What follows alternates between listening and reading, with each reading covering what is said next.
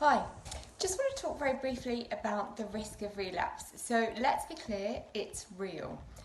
There's every chance that in recovery at some stage you might get triggered, you might find yourself in a circumstance where you feel more vulnerable than you have at other times for whatever other issues are going on in your world, and there is a susceptibility to fall back into behaviours and patterns that very much resemble the life you've known with your eating disorder. What I want to say to that is, as I say, the risk is real, but it doesn't mean that you are confined back into the world of the eating disorder you once knew. It doesn't mean you've failed, it doesn't mean you have to start again, it doesn't mean you have to stop, it doesn't mean you're defeated. What it means is you've encountered another hurdle. It means that actually this is where you have to summon that energy, motivation, willpower, strength again to say to yourself, I want the life free of an eating disorder. What triggers a relapse? That's so difficult from one person to another. It could just be seasonality, it could be time of year and going through the issues that come around the Christmas and then the New Year diet dialogue.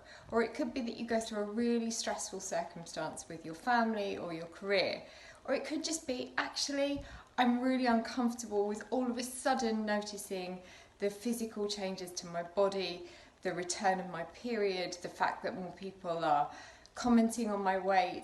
It could be anything that starts to, let's face it, just freak you out after years of restriction, starvation, malnourishment that have become your go-to in life.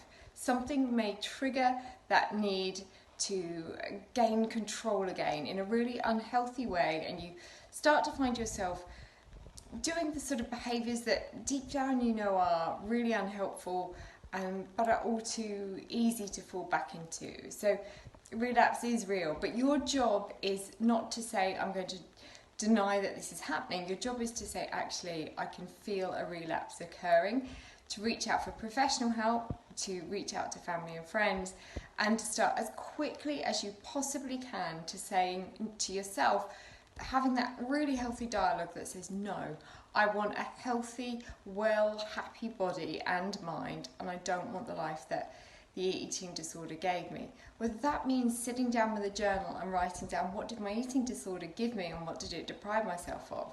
Remind yourself what it is that you gain by being healthy and well, and what you are at risk of losing if you succumb to a relapse.